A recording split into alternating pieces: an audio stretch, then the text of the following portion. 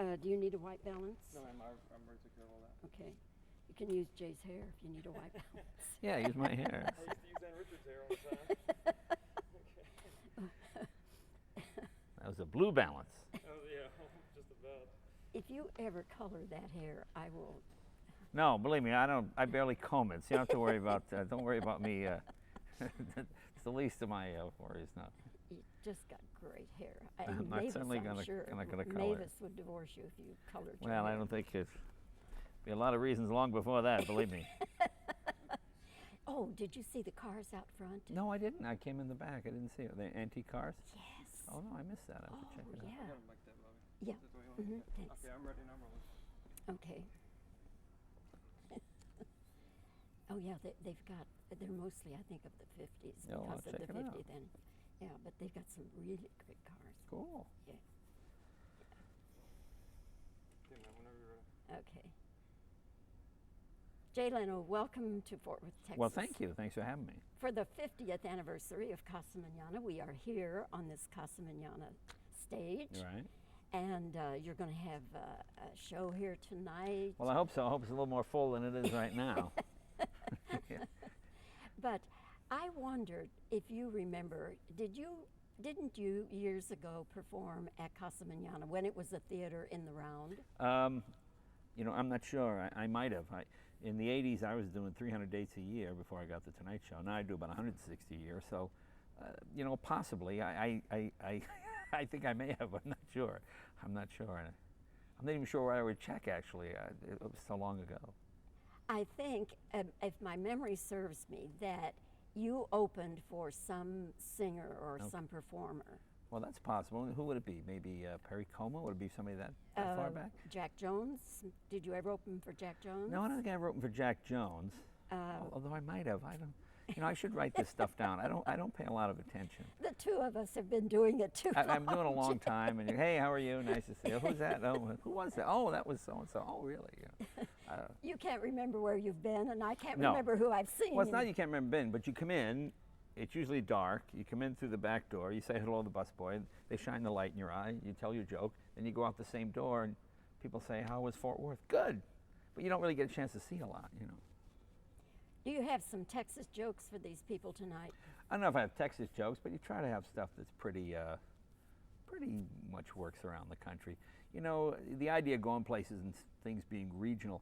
You know, I don't know enough about the area. You know, a lot of times people go, "Oh, do jokes about this," and that never works. Because, you know, I had one of those where they say, "Oh, we have this guy in the office. He's a real flirt. Do some jokes about him." I said, "Well, I don't know the man." "Well, just any time you talk about girls or sex, just go to him." I said, "Well, oh, please." All right, I'm on stage, the sax with unless you're Bill Johnson over there. Oh, big laugh, you know. Unless I guess Bill, you know what I'm talking about.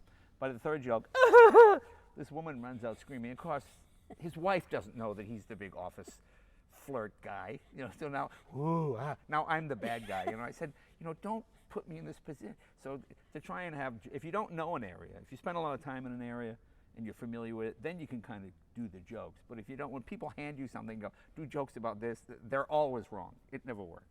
So, but I might have some. Will this be like your Vegas act? Yeah, pretty much. Pretty much. You know, nowadays everybody has access to the same information, whether it's the internet. You could be in Omaha, Nebraska, New York City. Everybody knows politics now. You know, the idea of going someplace and the guy in bib overalls with a piece of straw, that doesn't really exist anymore. I mean, it might exist a little bit, but people pretty much all know the same information almost at the same time. I mean, everybody here knows that Joe Biden was picked as vice president today. You know, 30 or 40 years ago, I might announce it on stage because people just didn't get the word yet. But nowadays, you get, you know, I was just on the internet a second ago. It said 4 minutes ago a story broke, and everybody knows it. So everybody sort of have access to all the information at the same time.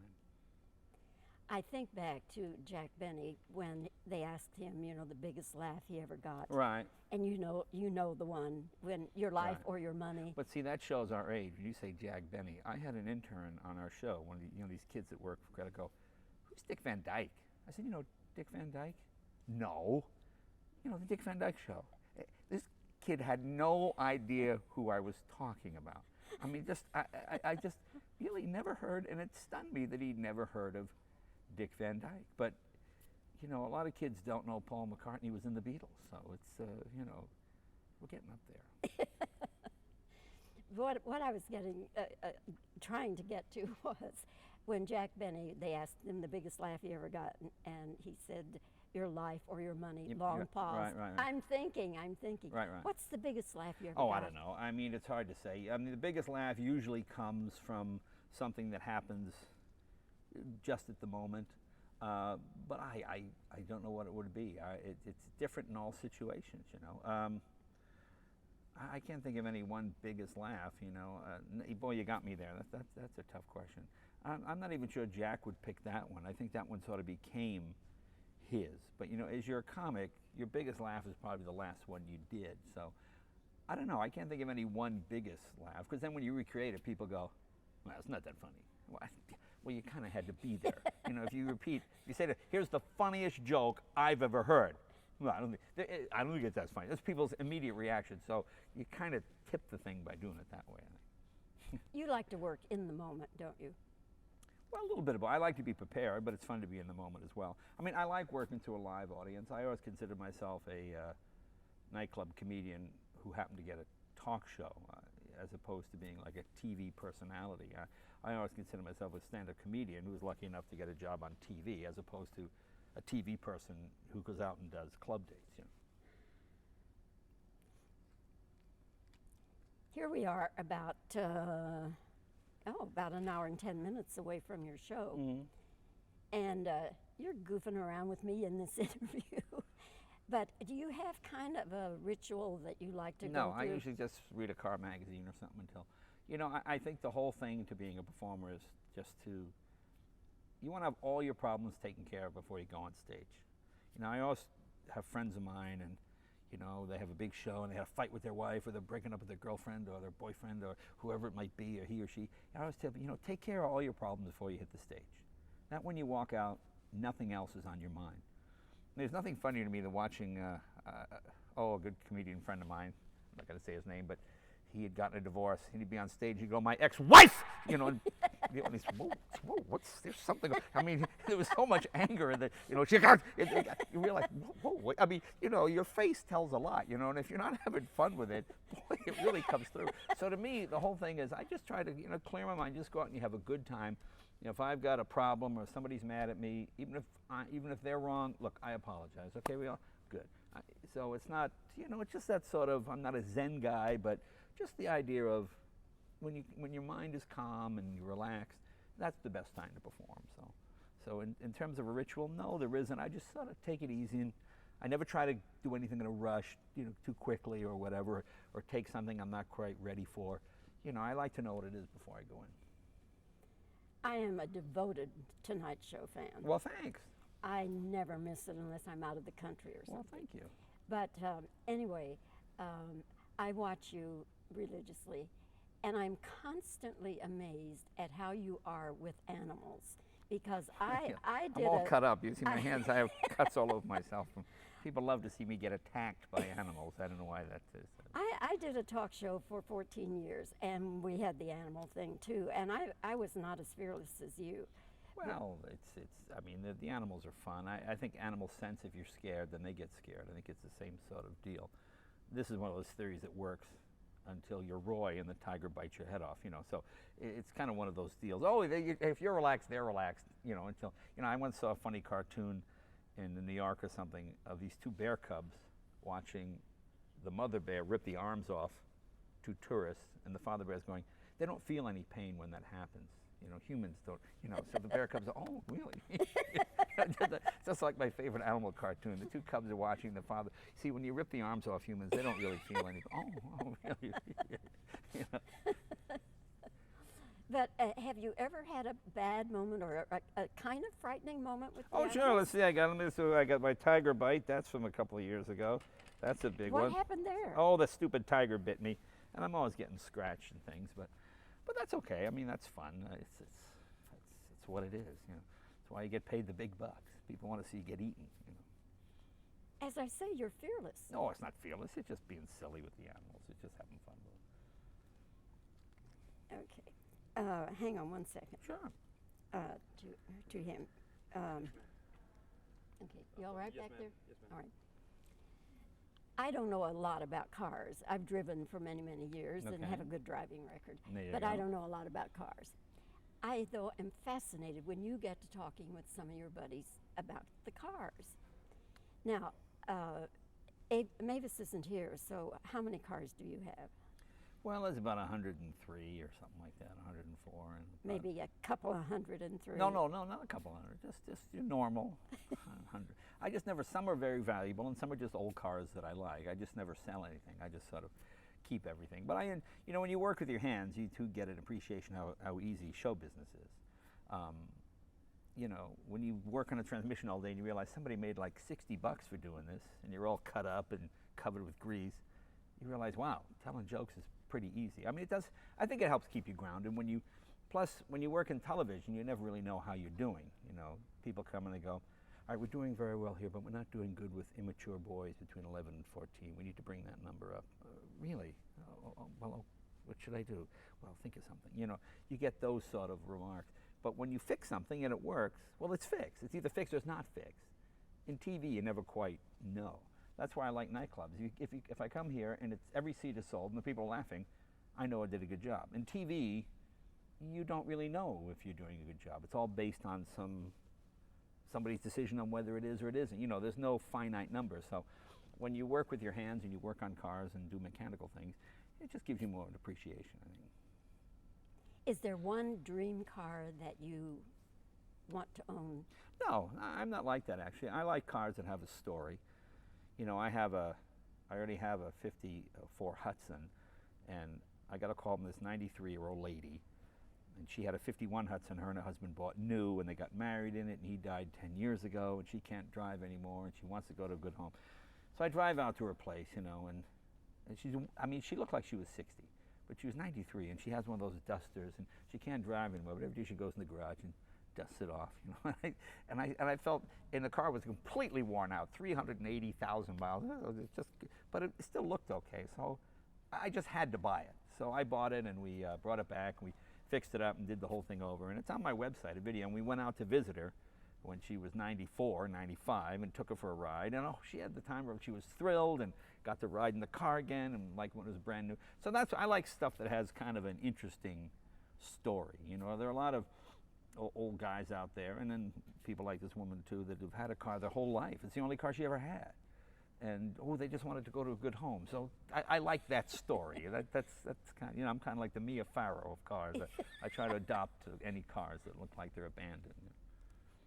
Will you have a museum someday?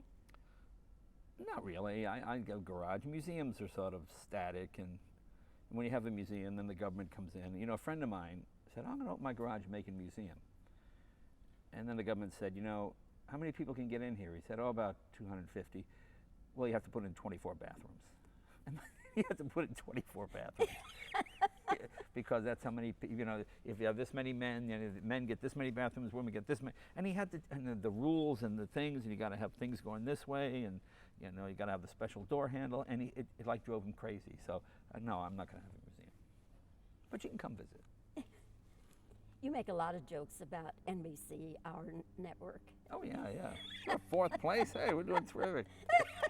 Yeah, how about that? And I fall on the floor every time there you you go. do that. There you go. Here I go. But do you ever get memos from the suits saying, kind of knock it off a little bit? Not really, no. Not really, because you're not saying anything that's not true. It's not like you're making it up, so, no, I can't say it. No, actually, they're pretty good. Nobody bothers you. Nobody bothers you. You hear from everybody. That's one of the funny things. Every day you get, well, I hope you and your Republican friends are happy. Well, I hope you and your Democratic pals. It just, and I'm amazed that people who, I got a letter from a guy the other day.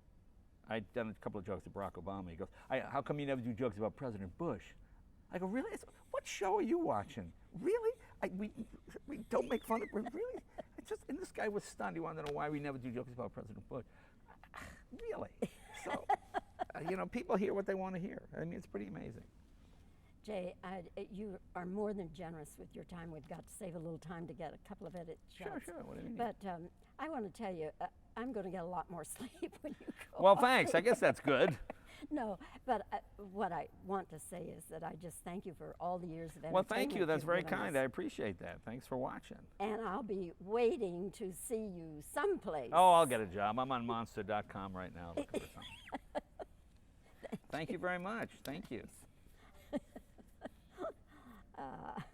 Okay. Bobbie. If you'll just get around and let me get a couple of edit shots here. He's been in so many things. Oh, I'm drawing a blank. This is like 40 questions. It'll come to me if I stop thinking about it. My favorite always was, because I got to know him very well, and we were really good friends, was Bob Hope. Yeah, he was a nice man. I like Bob. Yeah, and he was my favorite. Yeah, he was great. really. Yeah. Yeah. Dolores is still going strong. She's got an album. Got an album coming out. Isn't she amazing? You know, I'm told by my peers that I was the only media person invited to Bob's memorial mass and his memorial Oh, is at that the right? Yeah. Academy. All the other media people were covering it outside. And when I got the invitation, I called Ward Grant and I said, Ward, I'm coming, but you have to understand, I'm not bringing a camera.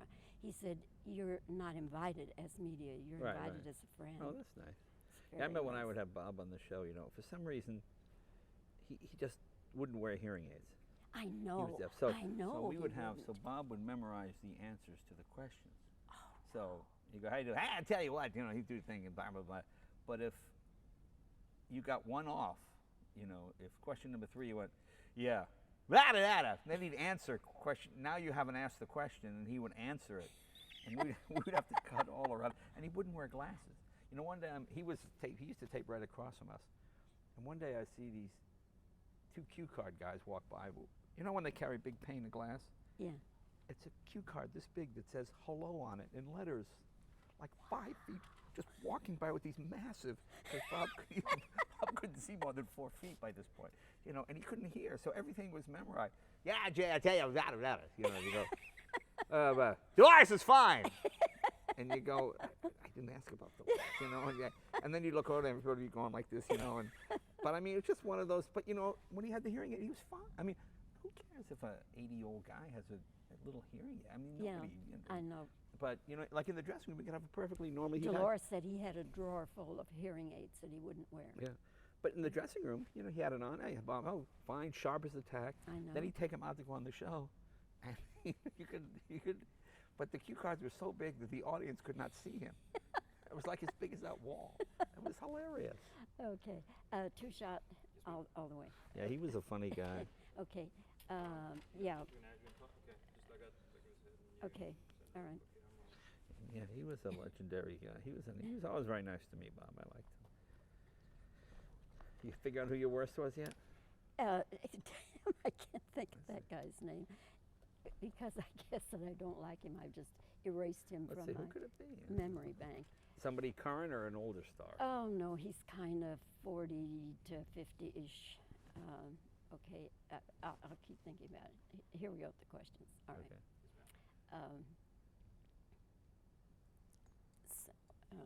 Okay. Jay, you're always making fun of NBC, our network. Right. Yeah. But do you ever get memos from the suits saying, "Hey, Jay, knock it off"? Well, no, not really. I mean, we're in 4th place, so I mean, it's not like we're lying about anything. But, and they change every week. There's different people managing it. You know, it's hilarious. I know. It's Tell me just- about it. Tell me about it.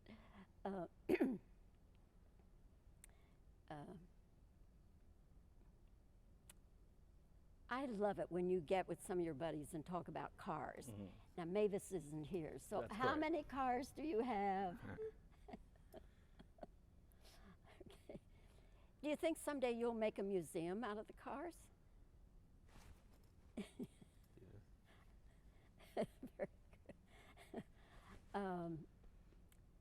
What's the biggest joke? No. What's the biggest laugh you ever got? Oh boy, that's a tough one. Well, I can't imagine what the biggest laugh would be. I'm not sure. You know, so much of it has to do with topicality. You know, it really does have to do with because the joke that was funny. That's one thing about the Tonight Show. The jokes are so disposable. Things that were funny last week you know, references with Jesse Jackson and Obama. Huge laughs a month ago.